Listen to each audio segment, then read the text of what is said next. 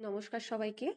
আমি Payel Chakraborty, registered staff nurse under West Bengal nursing council.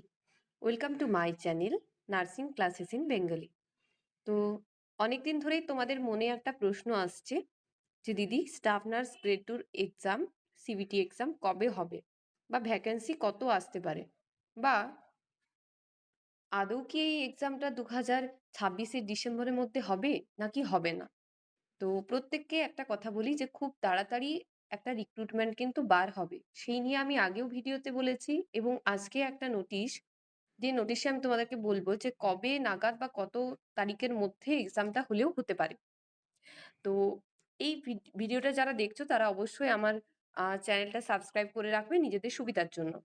তো এই যে নোটিশটা, এটা হচ্ছে গভর্নমেন্ট অফ ওয়েস্ট বেঙ্গলের তরফ থেকে, department of health and family welfare, Kolkata, 10ই জুন 2026-এর একটি নোটিশ, যেখানে বলা হয়েছে যে submission of vacancy status report for filling up of vacant posts. অর্থাৎ আমরা আগেও লক্ষ্য করে দেখেছিলাম যে একটা জাস্ট একটা নোটিশ বেরিয়েছিল এবং সেখানে বলা হয়েছিল যে সমস্ত ভ্যাকেন্ট পোস্টদের, সমস্ত, বিশেষ করে প্রত্যেকটা ক্যাটাগরির ভ্যাকেন্ট লিস্টদের কথা, যে সবার কোন জায়গায় কত ভ্যাকেন্সি খালি আছে সেই জায়গাগুলো আপডেট করার জন্য। তো এখানে কি বলা হয়েছে, আপডেট করার পর কতটা ভ্যাকেন্সি পাওয়া গেছে সেই ভ্যাকেন্সির যে রিপোর্ট সেটা সাবমিশন অর্থাৎ জমা দেওয়ার জন্য।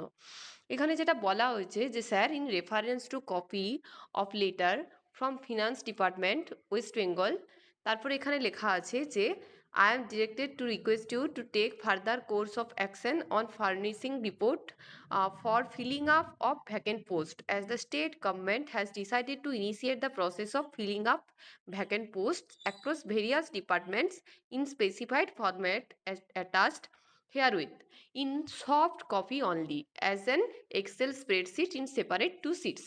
অর্থাৎ এখানে কি বলা হয়েছে যে একটা গুগল শিটের মধ্যে সমস্ত ডেটাগুলো আপডেট করে সেই ডেটাগুলোকে সাবমিট করার জন্য। এবং এখানে লেখাই আছে যে কোন কোন ডিপার্টমেন্টের উপর বেসিক্যালি জোর দেওয়া হয়েছে। এখানে লেখা আছে যে without altering the template as instructed by finance department, compile all the staffs including clerical, non-medical, medical, nursing, pharmacist, paramedical staffs in a single comprehensive tabular Excel file, not institute wise but a single comprehensive sheet from each directorates. তাহলে এখানে যে কথাটা বলা হয়েছে যে mainly কোন কোন জায়গার উপর ভ্যাকেন্সি সাবমিশন করার কথা বলা হয়েছে, medical, nursing, pharmacist, paramedical staff, মানে আগে যে জায়গার গুরুত্বটা বেশি সেটা হচ্ছে স্বাস্থ্য দপ্তরকে আরও বেশি ডেভেলপমেন্ট করার জন্য।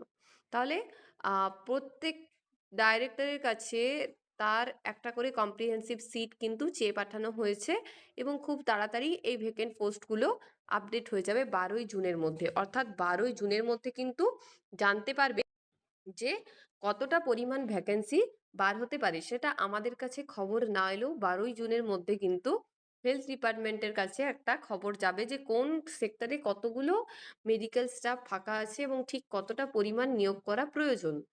তো এবার যাদের মনে প্রশ্ন হচ্ছে যে দিদি, এই স্টাফ নার্স রিক্রুটমেন্ট এগুলো কবে হবে, তো একটা কথা বলবো, দেখো সরকার তো খুব রিসেন্ট নিয়োগ, মানে খুব রিসেন্ট শপথ গ্রহণ প্রক্রিয়া শেষ করেছে। তো এরপরে কিন্তু ওনারা তড়িঘড়ি রিক্রুটমেন্ট মানে নোটিশ বের করার জন্য উদগ্রীব হয়ে আছেন। অর্থাৎ আমি যেটা আমার আন্দাজ যে এই বছরের মধ্যেই কিন্তু নোটিশটা বার হবে, এই বছরের মধ্যে বলতে জুন জুলাইয়ের মধ্যেই নোটিশটা বার হবে, এবং এক্সাম হতে হতে নভেম্বর ডিসেম্বর, অর্থাৎ ডিসেম্বর মাসের মধ্যে এক্সাম হয়ে যাবে, এবং নিয়োগটা পুরোপুরি কমপ্লিট হতে সময় লাগবে মার্চ। যেরকম ভাবে আগের নিয়োগটা হয়েছে সেরকম ভাবেও এই নিয়োগটাও কিন্তু হবে আগের বছরের নিয়োগের মতোই। তো এবার যেটা বলার কথা যে তোমরা কিভাবে প্রিপারেশন নেবে, তো তোমাদের প্রত্যেককে বলি যে পিয়ার যাদব এবং টার্গেট হাই, এই দুটো বই এখন সবার হাতে হাতেই ঘুরছে, তার সাথে টেক্সট বুক। তো প্রথমে যেটা করবে তোমরা, আগে পিয়ার যাদবের যে বইটা আছে সেই পিয়ার যাদবের বইটাকে ভালো করে, থিওরি পার্ট যেটা সেটাকে ভালো করে রিডিং পড়ে নাও। তার সাথে সাথে ভেতরের জিনিসগুলো একটুখানি পড়ে নাও, সেগুলোকে মার্ক করো এবং একটা খাতায় তুলে রাখো যে তুমি কোন জিনিসগুলো জানো না, শর্ট আউট করে নাও। তারপর কি করবে, ভলিউম 2 থেকে তোমরা কিন্তু এমসিকিউ গুলো প্র্যাকটিস করবে। এই দুটো কাজ যখনই তোমাদের হয়ে যাবে তখন তোমরা টার্গেট হাই বইটাতে যাবে এবং দেখবে যে তোমাদের কোন কোন জিনিসগুলো অচেনা বা বাদ পড়ে রইলো, সেই জিনিসগুলো তারপর তোমাদের খাতাতে শর্ট আউট করবে।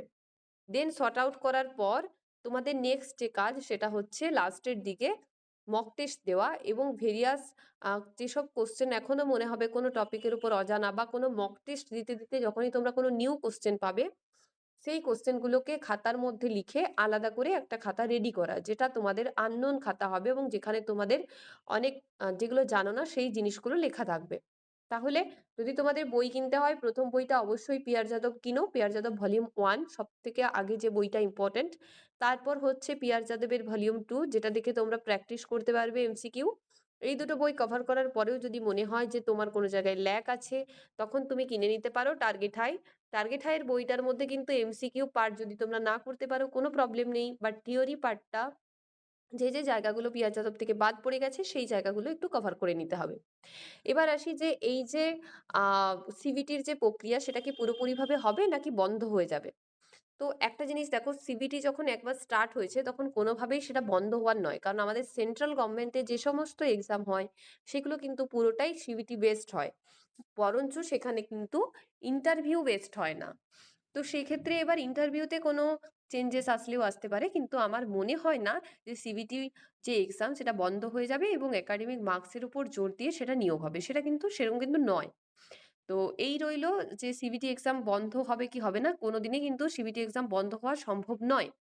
তো যারা যারা এখনো ভাবছো যে একাডেমিক কোর্স মানে একাডেমিক যে নাম্বার আছে সেটার উপর ভিত্তি করে পুরোটা হয়ে যাবে, সেটা কিন্তু পুরোপুরি ভুল ভাবনা।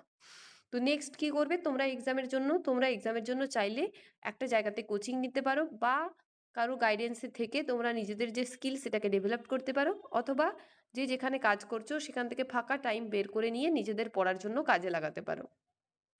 তো এই ছিল আজকের ভিডিও। যদি ভিডিও রিলেটেড কোনো প্রবলেম থেকে থাকে, লাইক কিভাবে পড়বে বা কিভাবে প্রিপারেশন নেবে বা কোন কোন সাবজেক্টের উপর বেশি জোর দেওয়া উচিত, তাহলে তোমরা আমার চ্যানেলে কমেন্ট করে জানাতে পারো। আমি যথাসাধ্য চেষ্টা করব সেই কোশ্চেনগুলোর অ্যান্সার দেওয়ার। ধন্যবাদ সবাইকে।